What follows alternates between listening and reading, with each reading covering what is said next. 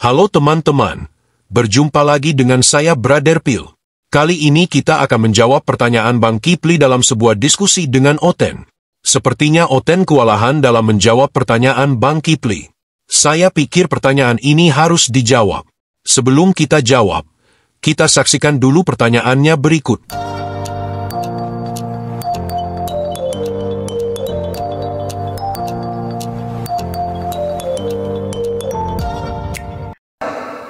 Cuma, sudah berapa dalil yang mengatakan Yesus salib? Untuk apa Yesus disalib? Untuk apa Yesus disalib? Kita sudah baca tadi sama-sama kan untuk menebus. Untuk menebus. Ditebus kepada siapa? Dipersembahkan sebagai tebusan kepada siapa? Oke, kamu dengar ya. Yesus dia menebus, dia di persalib itu menebus dosa semua umat manusia. Iya, Yesus menebusnya kepada siapa? Iblis. Kan harus Yesus ini kan dipersembahkan sebagai tebusan.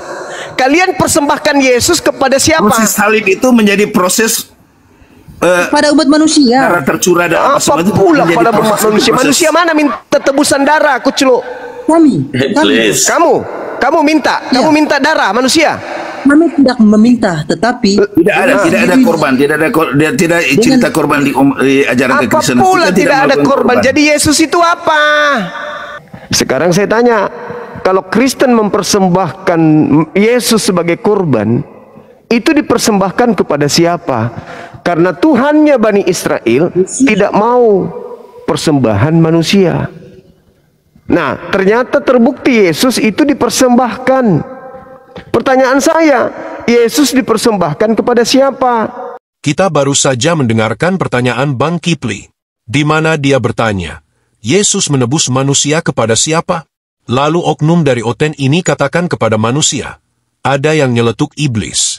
Dari jawaban kedua oknum Oten, sepertinya mereka bingung sendiri atas pertanyaan Bang Kipli. Dan saya pikir pertanyaan Bang Kipli ini ada benarnya. Karena seringkali kita mengatakan Yesus menebus kita. Tapi pertanyaannya adalah, menebus kita dari siapa? Untuk bisa mengerti hal ini, kita biarkan Alkitab menjelaskan. Mari kita buka Galatia 3 ayat 13. Kristus telah menebus kita dari kutuk hukum Taurat dengan jalan menjadi kutuk karena kita. Sebab ada tertulis, terkutuklah orang yang digantung pada kayu salib. Jadi Yesus menebus kita dari hukum. Pertanyaan Bang Kipli tadi lebih tepatnya bukan dari siapa tapi dari apa?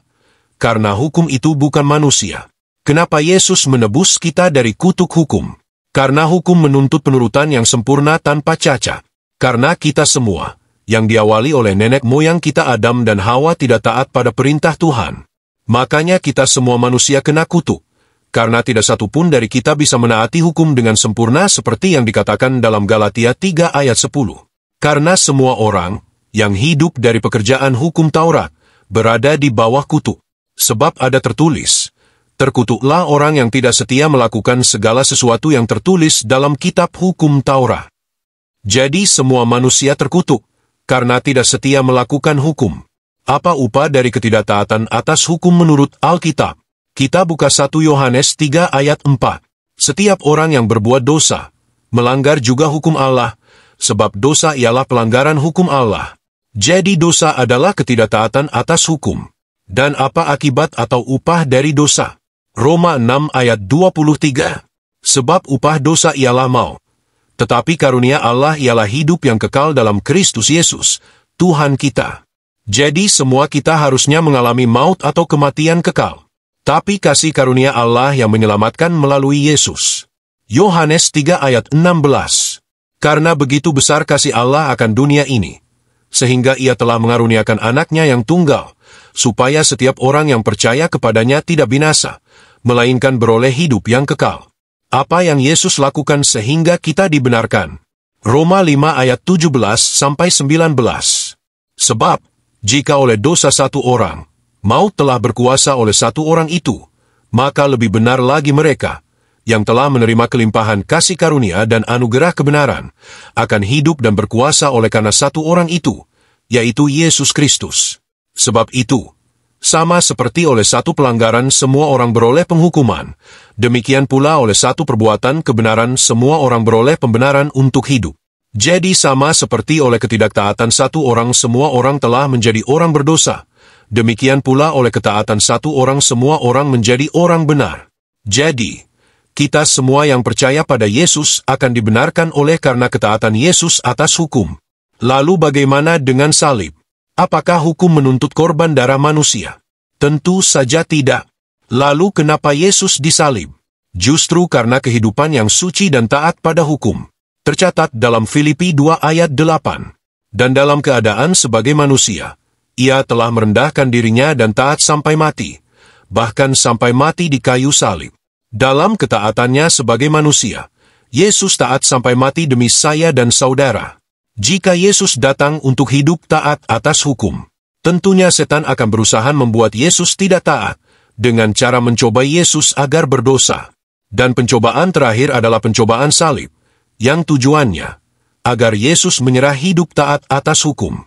Kalau saya analogikan seperti ini, di mana seorang ibu tidak memberitahukan persembunyian anaknya kepada penjahat, dan penjahat menggunakan beberapa cara agar ibu ini membuka mulutnya.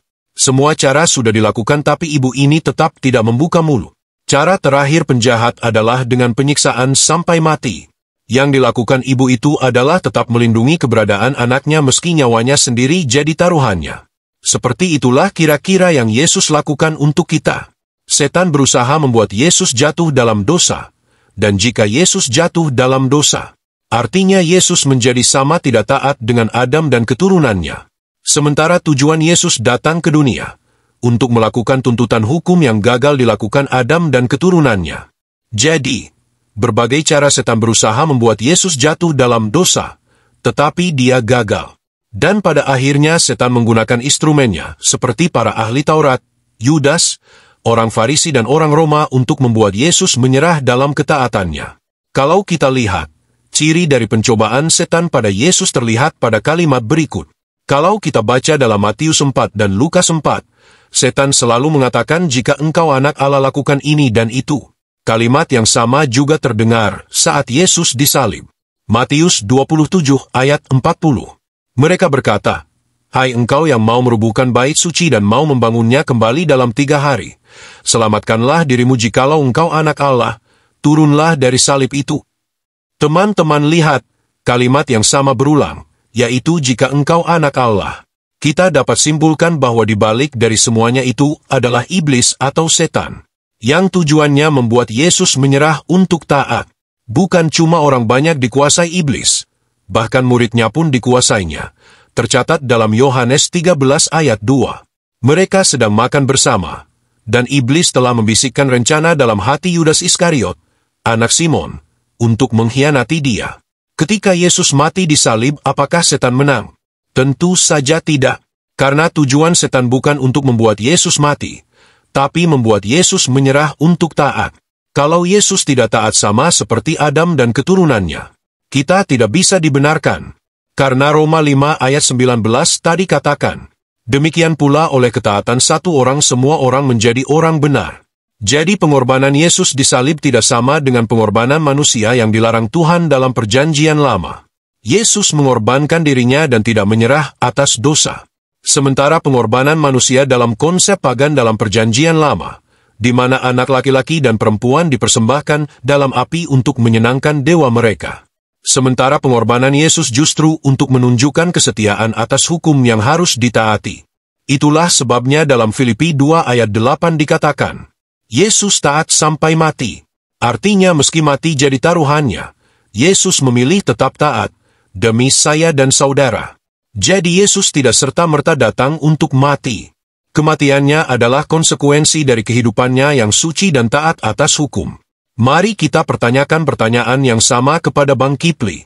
Dalam Quran surah 37 ayat 107 katakan, kami menebusnya dengan seekor hewan, sembelihan yang besar.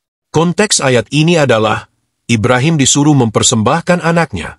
Saat anaknya hampir disembelih, anak Ibrahim ditebus oleh Allah Subhanahu wa Ta'ala. Pertanyaan kita adalah, Ismail itu ditebus Allah Subhanahu wa Ta'ala dari siapa? Kita tunggu jawaban dari saudara Muslim dan Bang Kipli. Oke teman-teman, demikian tanggapan kita terhadap pertanyaan Bang Kipli. Terima kasih untuk dukungan teman-teman. Tuhan Yesus memberkati.